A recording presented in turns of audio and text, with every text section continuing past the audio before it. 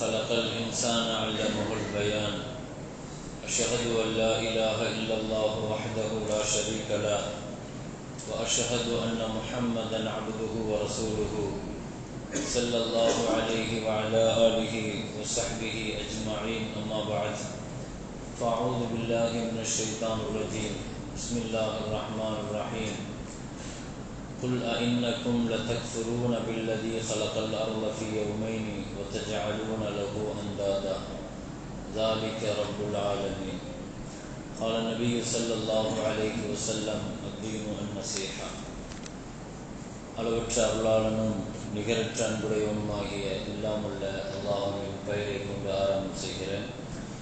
உயிரிலும் மேலான கண்மணி முஹம்மது ரசூலுல்லாஹி ஸல்லல்லாஹு அலைஹி வஸல்லம் அவர்கள் மீதும் அவர்களின் பரிசுத்த தோழர்கள், குடும்பத்தார்கள், உம்மத்தார்கள் அனைவர்கள் மீதும் அல்லாஹ்வின் அன்பும் அருளும் உண்டாகுமாக.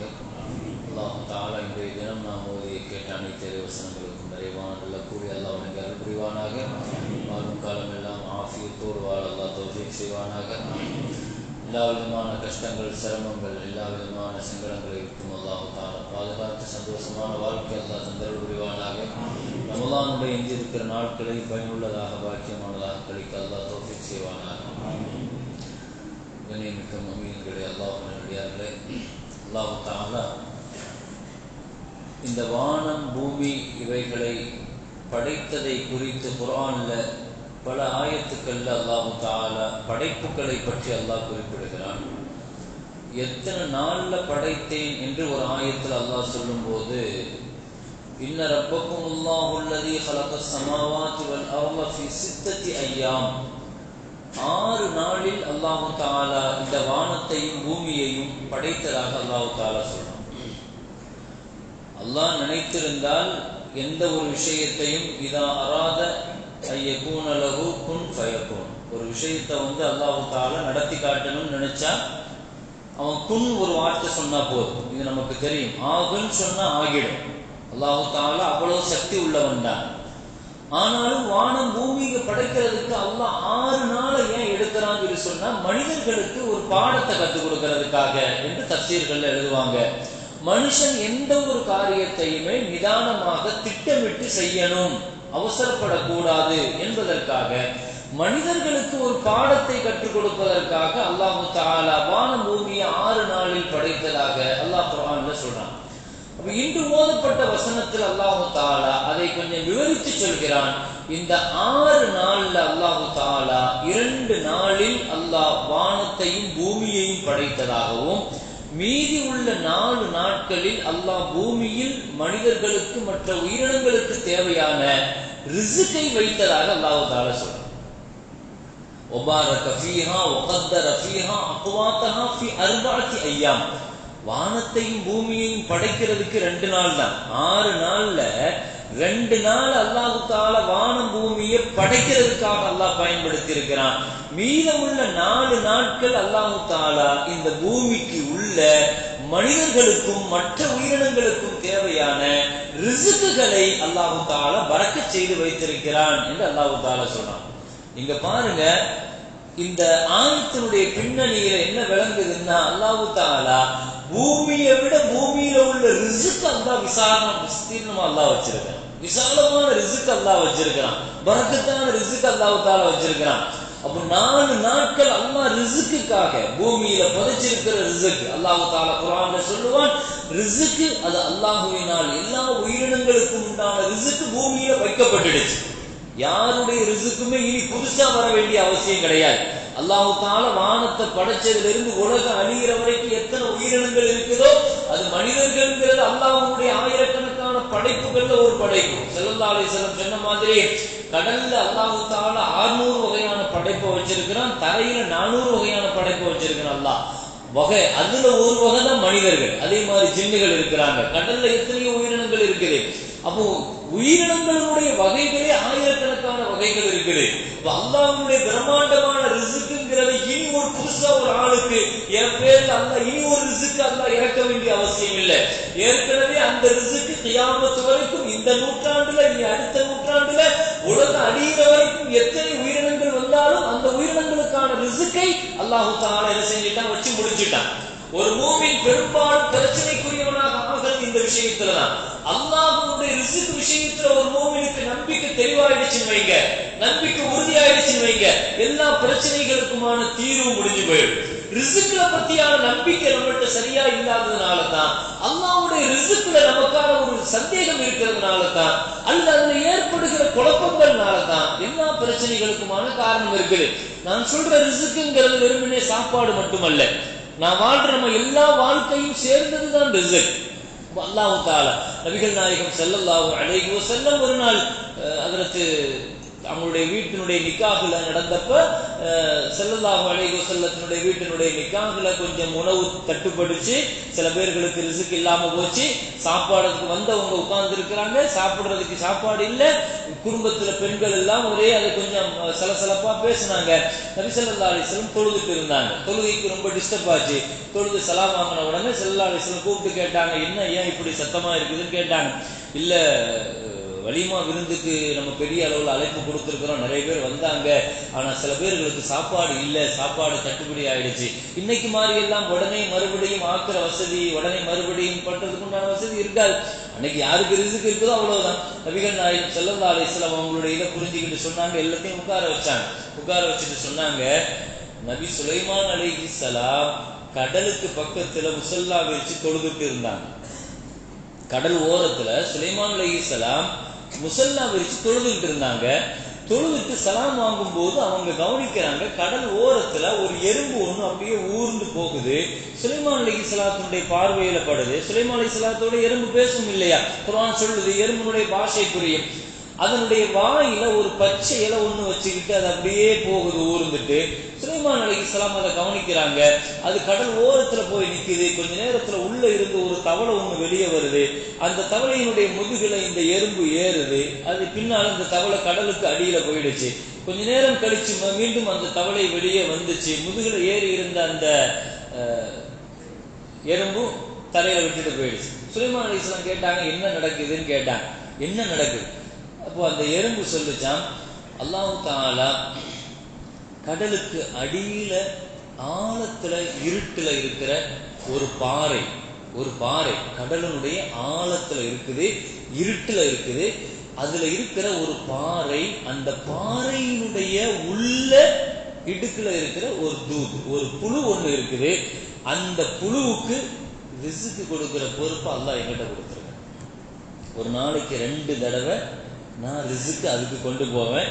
அதனுடைய வாயில கொண்டு போன அந்த பச்சை இலை இருக்குதா, அதனுடைய ரிஸ்க் அதுதான். நான் போய் அதனுடைய வாயில ஊட்டுவேன் என்று இந்த எறும்பு சொல்லிச்சான். அந்த புழு சாப்பிட்டு விட்டு அது சொல்லும், சுப்ஹானல்லதி ஹலகனி ஃபில் பஹ்ரி வலம் யன்சானி ரிஸ்கி, என்னை கடலின் ஆழத்தில் படைத்த என் ரப்புல் ஆலமீன் என் ரிஸ்கை மறக்கவில்லையே, அவன் பரிசுத்தமானவன் சொல்லி தஸ்பீஹ் செய்யும். அந்த தஸ்பீஹை நான் கேட்டுட்டு வெளியே வருவேன்னு சொல்லிச்சு.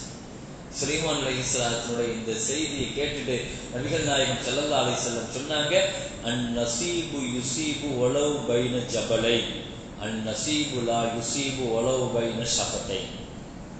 ஒருத்தருக்கு ரிஸ்க்ல நசீபுன்னு ஒண்ணு இருந்துச்சுன்னா அது 2 மலைக்கு மேல இருந்தாலும் அவன் உதட்டுக்கு மத்தியில வந்துடும். ரிஸ்க் இல்லைன்னா அவன் உதட்டிலேயே இருந்தாலும் உள்ள போகாதுன்னு நான் சொல்லுவேன். ஸல்லல்லாஹு அலைஹி வஸல்லம் ரிஸ்கை பத்தி அழகான புரிதலுக்கு சொல்றாங்க. உங்களுக்கான ரிஸ்க்ங்கிறது இன்னைக்கு நேத்து எழுதப்பட்டது கிடையாது. 4 மாதம் தாயினுடைய கருவறையில நீங்கள் ரூஹ் கொடுக்கிறதுக்காக மலக்க அனுப்பி வைக்கும் போதே அல்லாஹ் சொல்லி அனுப்புவானா, இவர் போய் 4வது மாசத்துல தாயினுடைய கர்ப்பப்பையில இருக்கிற அந்த வெறும் சடலத்திற்கு ரூஹ் ஊதுனாத்தான் அது உயிர்.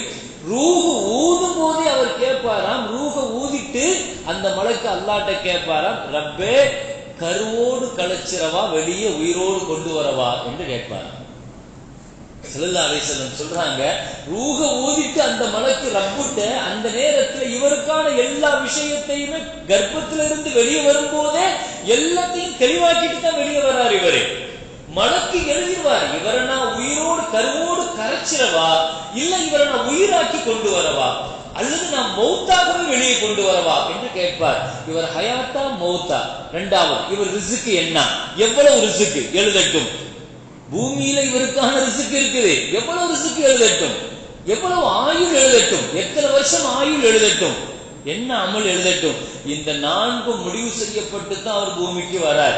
உலகத்துல பிறக்கிற எல்லா பிள்ளை, அதனாலதான் அல்லாஹ் குர்ஆன்ல சொல்லுவான், கத் ஹஸிர அல்லதீன கதலு அவுலாதஹும் சபான், அநியாயமாக வறுமைக்கு பயந்து, வாழ்க்கைக்கு பயந்து பொம்பளை பிள்ளைங்களை கொலை செய்கிற அந்த அரபிகளை பார்த்து அல்லாஹ் சொல்லுவான், அவர்கள் நஷ்டவாளிகள்.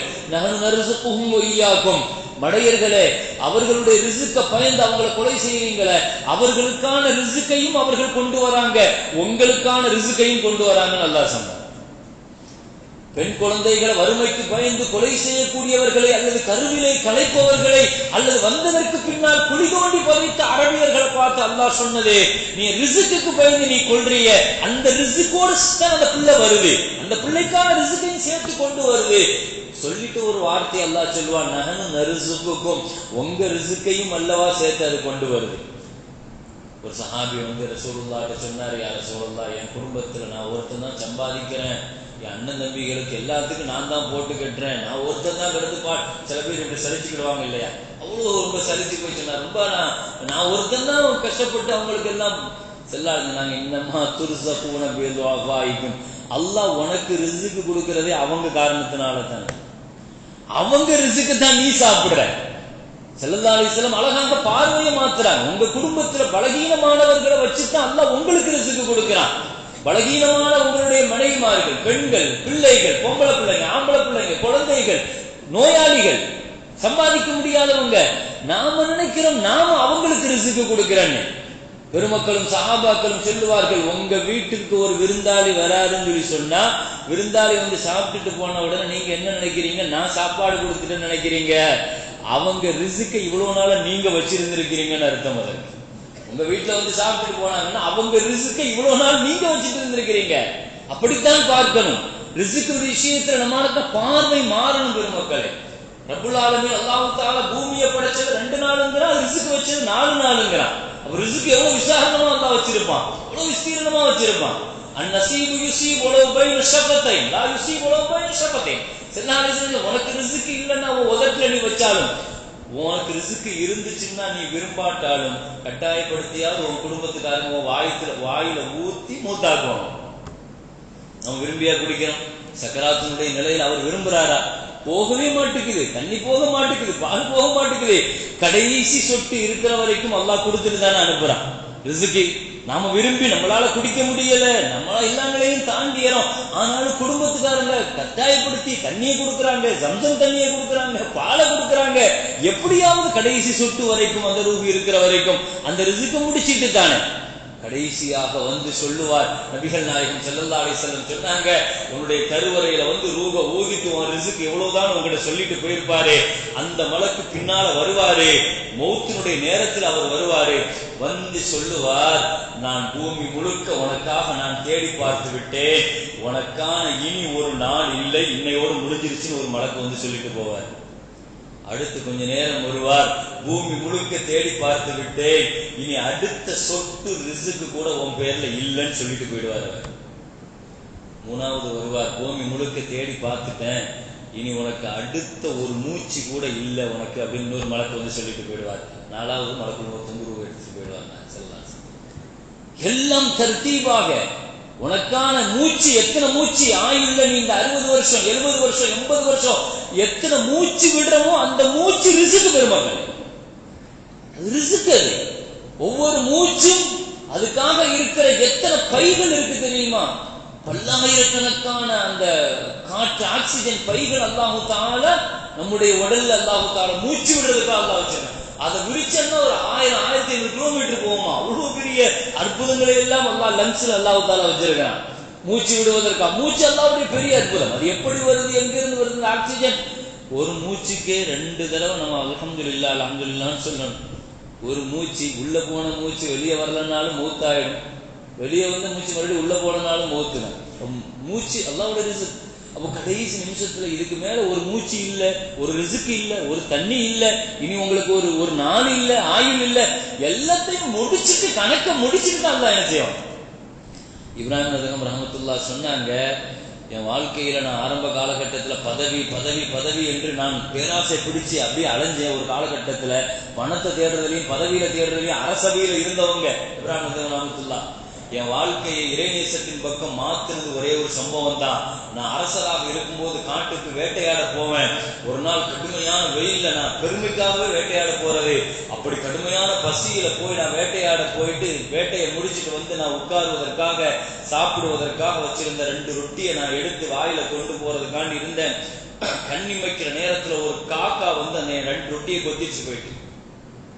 நான் அரசர் தான், ஆனா ரொம்ப வெகு தூரம் வந்துட்டேன், கடுமையான பசியில இருக்கிறேன். காட்டு பகுதி, காகம் அந்த ரொட்டியை கொத்திட்டு போன உடனே எனக்கு பசியில என்னுடைய குதிரைக்கு பின்னால் அந்த காகத்தை துரத்து அது அப்படியே பறந்துட்டு போகுது. அது போற திசையில எங்கேயாவது போட்டுறாதா, கீழே போட்டுறாதான்னு சொல்லிட்டு அதுக்கு பின்னால நான் போறேன். கடைசி அது ஒரு மலைக்கு மேல அது பறந்துடுச்சு.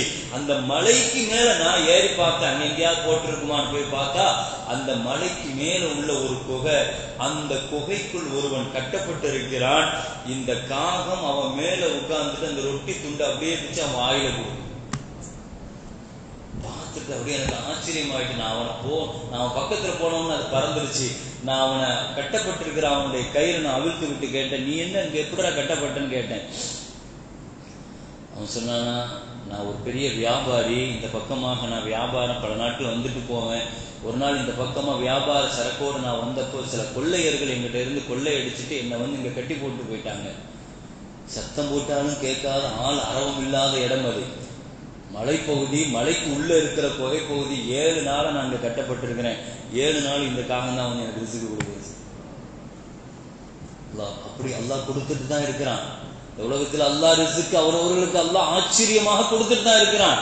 அல்லாஹ் ஜுல்ஃபிகார் சொல்லுவாங்க, அல்லாஹ்வுடைய ரிஸ்க மட்டும் நீங்க சிந்திச்சு பாருங்க, துன்யால அதுக்கு நிகராக அல்லாஹ் மேல ஒரு நம்பிக்கை வேற எதுக்குமே வராது. உங்களுக்கு ரிஸ்க நம்பிட்டேன்னு வைங்க, அல்லாஹ்வுடைய ரிஸ்க நம்பிட்டா.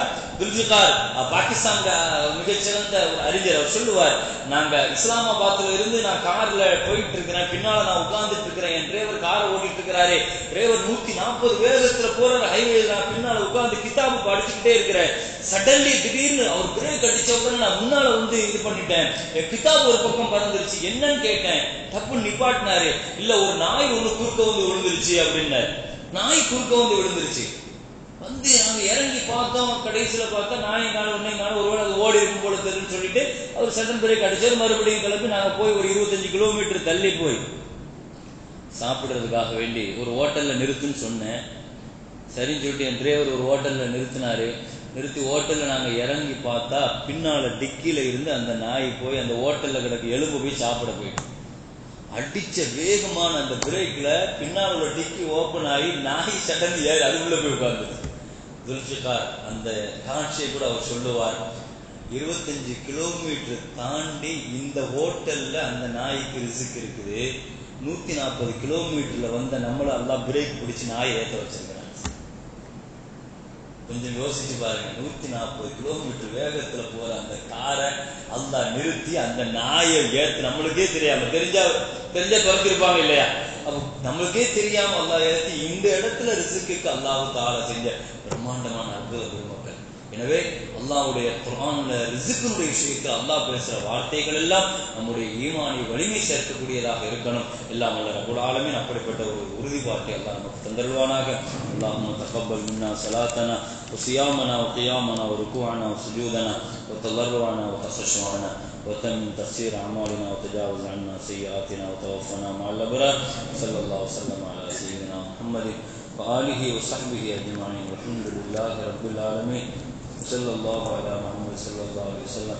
صلى الله على محمد صلى الله عليه وسلم. صلى الله على محمد يا رب صل عليه وسلم. மதுரை மேலூர்